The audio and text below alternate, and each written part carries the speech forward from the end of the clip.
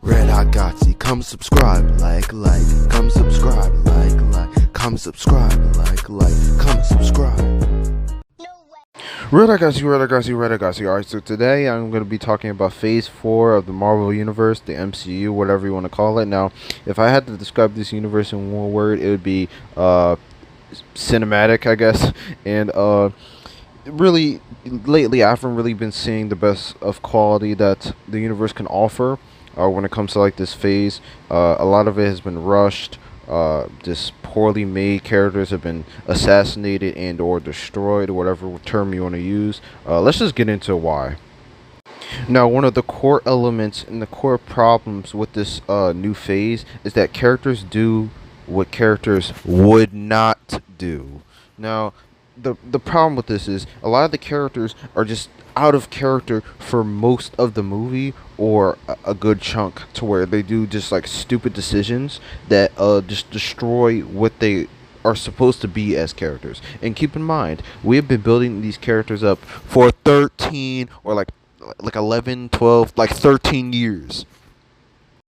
Like, for example, the movie Black Widow literally destroyed Black Widow as a character because it like contradicted and also just recontextualizes how we see Black Widow as a character. And it's bad because now we know that she had a family this whole time, that and I think it was like in the first Avengers movie or something like that, that she was acting as if she had no family and she had no one to, you know, come home to, and she was basically alone, and she had to deal with all the events and the trauma of the Red Room by herself, and that the Avengers were her only family. When now we realize that she had a whole nother freaking family freaking elsewhere doing spy shit. And it's like, this whole time it just recontextualizes how we see the other movies. And I hate when it's done badly in these type of franchises, because, or just in any story in general, and this is one of those reasons.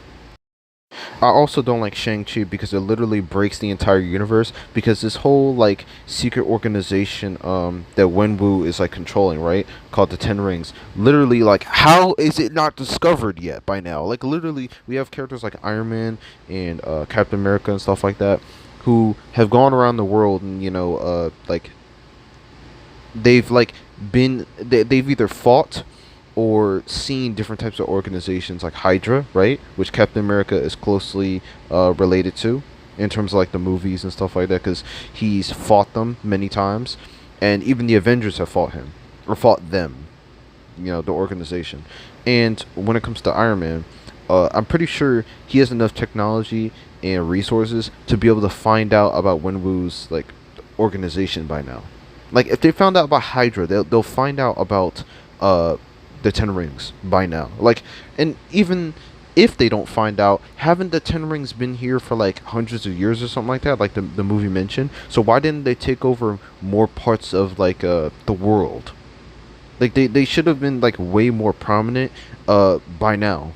And that's what this universe was good at, you know, keeping stuff consistent, keeping it tied together with the other like heroes and stuff like that, and other events that were happening in the franchise. Like, for example, the snap affected every single character in that franchise, and you got to see how it affected different parts of the world, like in Falcon and the Winter Soldier, in not No Way Home, in Far From Home, and stuff like that. Even in WandaVision, you got to see I forget her name, but the main black actress, right, who eventually got the Captain Marvel powers, or something similar to that. She, her mother died, right, during like I think it was the snap period, the 5 years, and when she came back, she was gone, and she had no idea what happened, stuff like that. So it's like, and I think she was in the hospital, or she went to the hospital. It's supposed to show like how hectic the snap was, and stuff like that. It's just not given enough limelight. Like, the snap in general is not, which is sad. And even like when you want to talk about the Accords, right? The Accords in Civil War, those aren't really in the limelight either, because like they just don't care about it. It's not a plot point anymore because the movie ended. So it's just like stuff like that I really do not like. And not to say that I can't speak. This franchise wasn't doing it before, but it's way more prevalent now. They just like forget stuff and add stuff without really thinking about it. And Shang-Chi is one of the biggest freaking examples. Also, I would say in general, all the humor in like all of these movies and the TV shows even is just garbage at this point. Like before, I could kind of defend it, but now it's like getting to a point where like I recently just saw Thor and Love and Thunder, and it's like it's the worst it's ever been. Like we need to stop this seriously.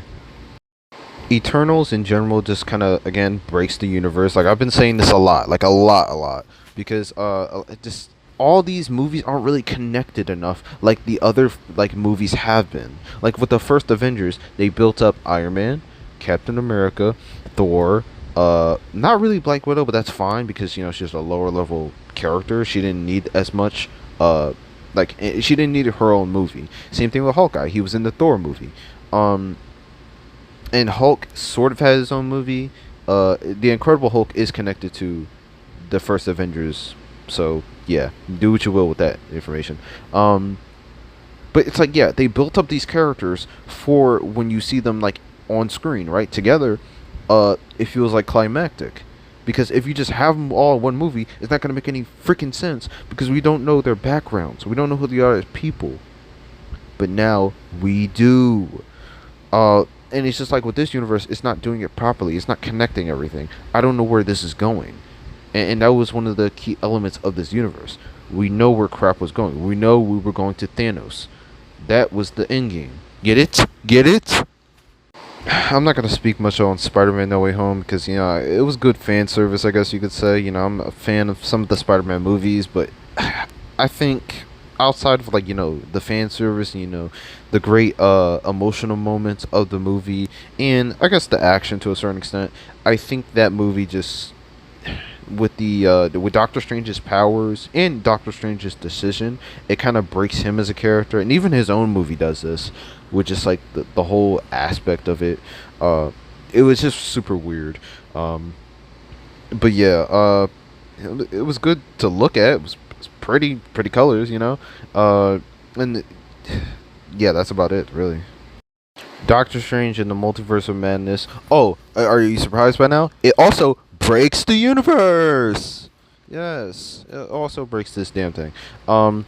And basically what happens is just a lot of I wouldn't say time travel. A lot of this universe breaking, universe traveling stuff that's going on.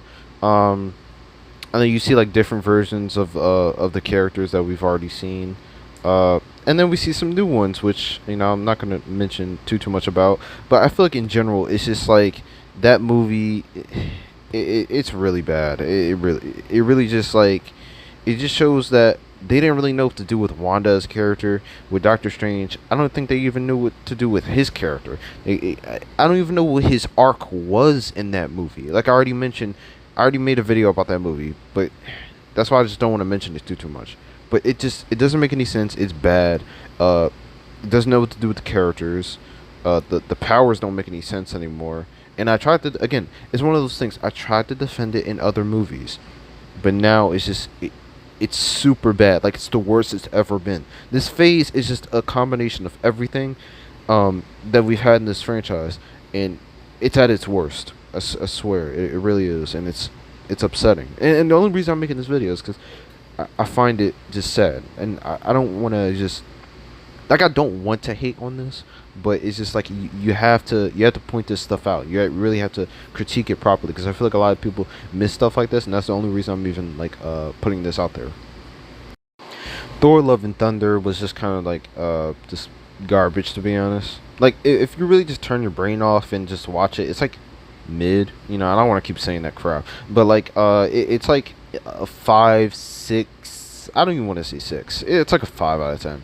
But like if you really like think about it logically, you know, objectively, whatever you want to say, it really goes all the way down. It's like a 2. I'm not even gonna lie.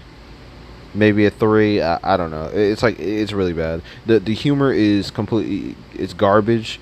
I'm glad they had some serious moments, like with Christian Bale. You know, he did a phenomenal job in that movie.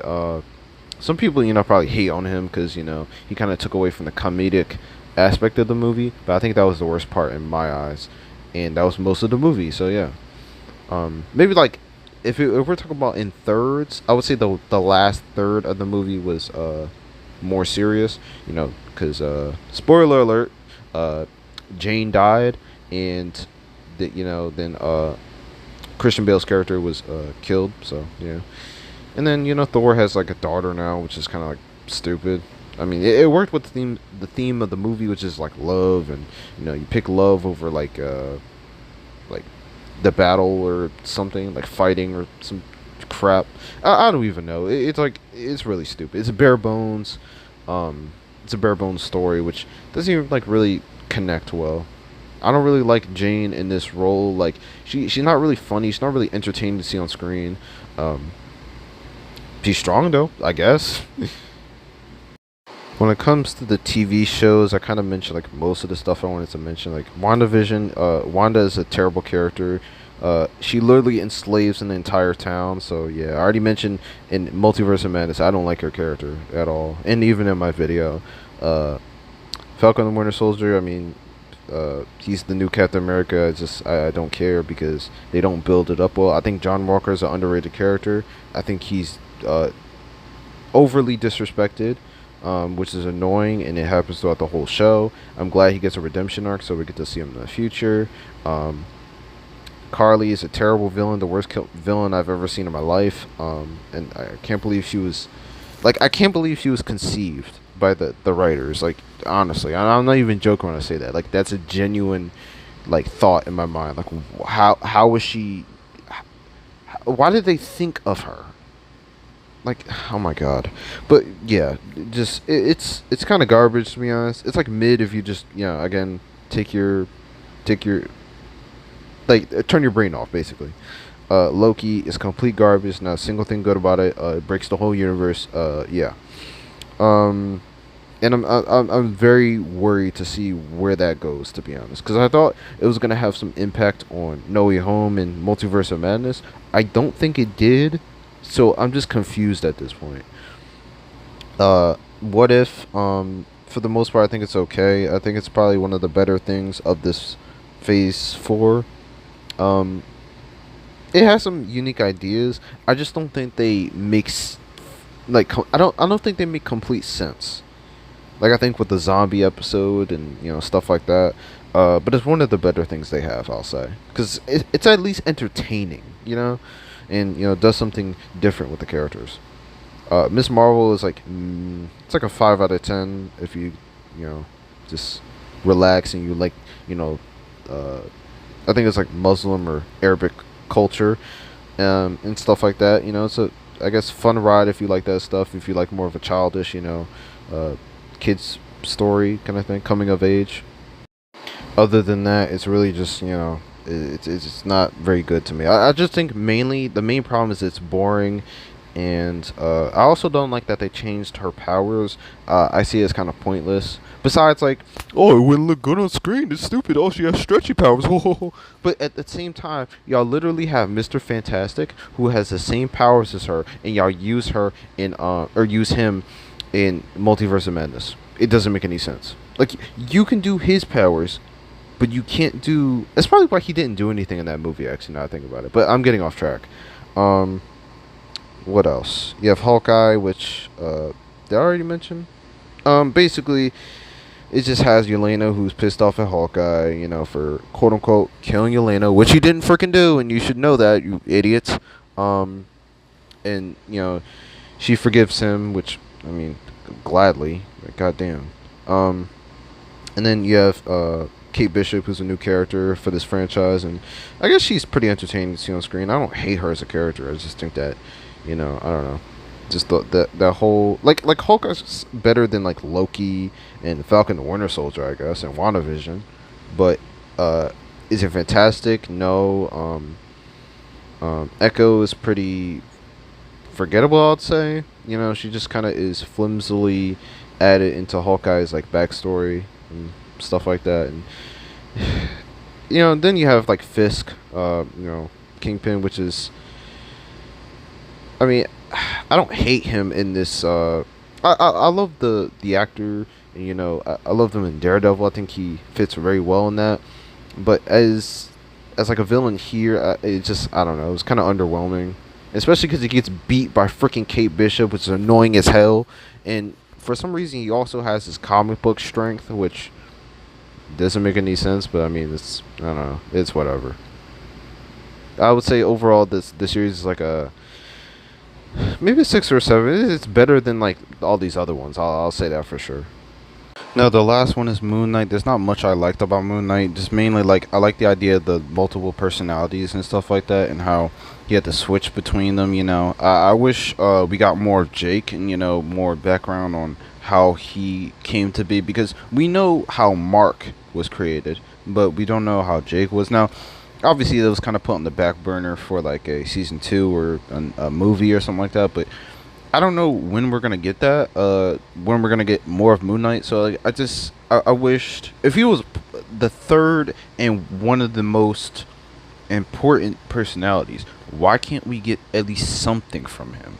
Because we basically have nothing. He's just an evil version of Steven. That's all we know. And it's just like with the other two, we get so much more depth from them, which I like, and I like their relationship, how they're, you know, super close.